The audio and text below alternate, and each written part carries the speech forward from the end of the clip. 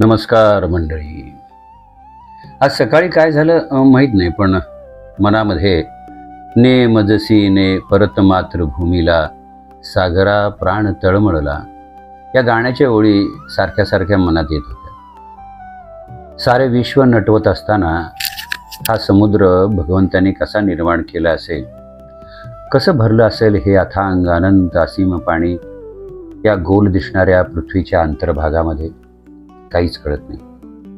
भागवतामध्ये कथा येते, प्रलयाच्या वेळी किंवा प्रलयाची जेव्हा वेळ येते तेव्हा संवर्तक नावाचे मेघ हत्तीच्या सोंडे एवढ्या धारा आकाशातून गडगडासह कोसळवतात आणि नुसत्या कोसळवत नाही तर त्या वर्षानुवर्ष पडत राहतात आणि त्यामुळंच सारं ब्रह्मांड जलमय होऊन जातं आणि पृथ्वीसुद्धा. आणि मग याच जलामध्ये पृथ्वीचे हे सगळे अंतर्यामीचे भाग काठोकाठ भरून जातात. म्हणजे याच क्षीरसागरी विराट पुरुष आपलं नारायणाचं अस्तित्व निर्माण करतो आणि तोच निर्मितीचा खेळ पुन्हा सुरू होतो. पुन्हा वसुंधरा पाण्यावर येते, स्थिरावते. नवजीवन, नवीन सृष्टी, नवे युग, नव्या युगाचा प्रारंभ होतो. जसं काही पुन्हा सारंच नव्याने जन्माला येतं इतक्या सहजपणे. या अनंताच्या असीम अथांग गूढतेची आपल्याला कल्पनाच येत नाही. आणि हल्ली तर आपण समुद्र कधी जवळून पाहायला जातही नाही. त्याच्या घनगंभीर लाटा किंवा हळुवार छेडल्या जाणाऱ्या पिओनसारख्या लईप्रमाणे सुराप्रमाणे काठावर येऊन विरून जाणाऱ्या लाटा आपण कधी बघतो का? कारण समुद्रावर जातच नाही. समुद्राच्या काठी राहण्याचं भाग्य प्रत्येकात नाही.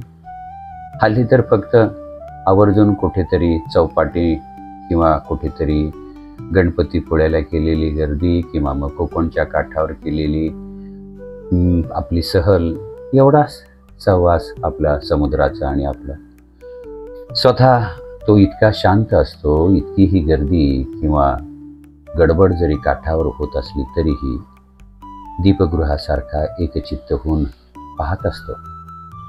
तसं पाहिलं तर आपला भारत खूप भाग्यवान आहे. त्याच्या तिन्ही दिशांनी समुद्राने तो वेढलेला आहे.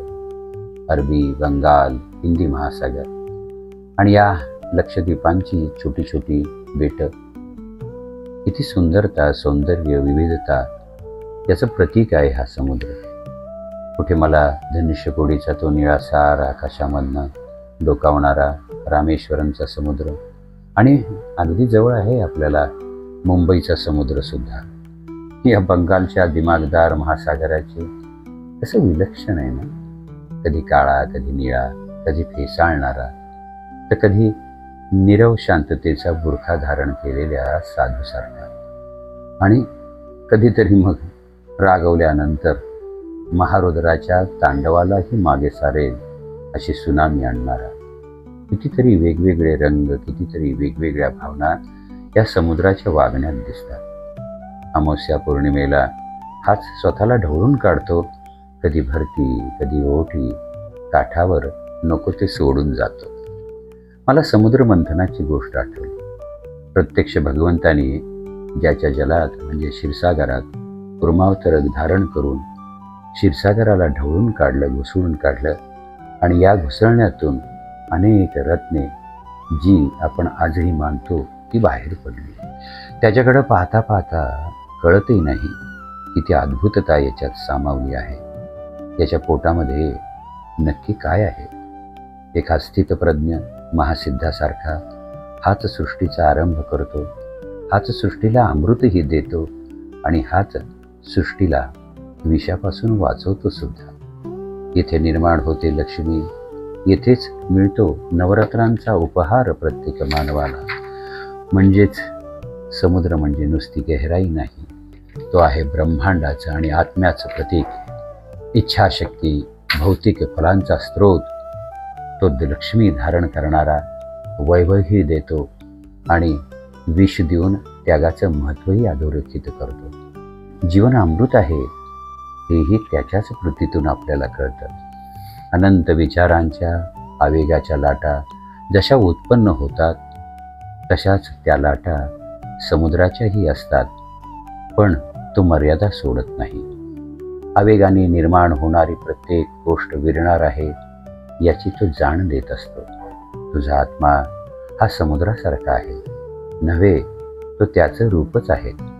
म्हणजे बाह्यांगावर कितीही लाटा निर्माण झाल्या तरी तो अंतर्यामी स्थिर रहा, शांत रहा, एकचित्त रहा, हा ध्यानयोगच तो आपल्याला शिकवत राहतो. समुद्राकडे पाहता पाहता आपण त्या प्रत्येक लाटेच्या स्पर्शाबरोबर त्याची आपल्यावर असलेली पित्याची माया जाणवायला लागते किंवा ती आपण ओळखायला हवी. येथेच काठावर मंथन आहे, येथेच मोहिनी आहे, येथेच विकारांचे राहू केतूही आहे, येथेच आपल्याला शिव भेटतात आणि येथेच येऊन नारायण आपल्याला वाचवतात. मित्रांनो, त्याला जाणण्यासाठी कुठल्या तरी निवांत सागर किनारी जाऊन बसायला हवं. हळूच त्याच्या लाटांमध्ये पाय सोडून भिजवत तासनतास त्याच्याशी गप्पा मारायला हव्या. एक वेगळा सलगीचा अनुभव आपल्याला येईल. आपल्या पायाला येऊन स्पर्श करणारी त्याची प्रत्येक लाट आपल्याला त्याच्या जवळ नेऊन ठेवेल. आपल्या मनात असलेला कोलाहल, आपल्या मनात असलेले प्रश्न त्याच्याकडे बघत बघत शांत होऊन जातील. म्हणून तर रामरायांनी सुद्धा याच क्षीरसागराला नमन केलेलं आहे. आपणही आपल्यात असलेल्या आत्मरामरूपी समुद्राचं शांत चित्ताने अवलोकन करू. आवश्यक तेथे अविचारांचं मंथन करून ते बाहेर टाकू आणि जीवनामृताचे सुविचार आपल्यामध्ये निर्माण करू. या आत्मारामाला, आत्मसागराला शरण जाऊ.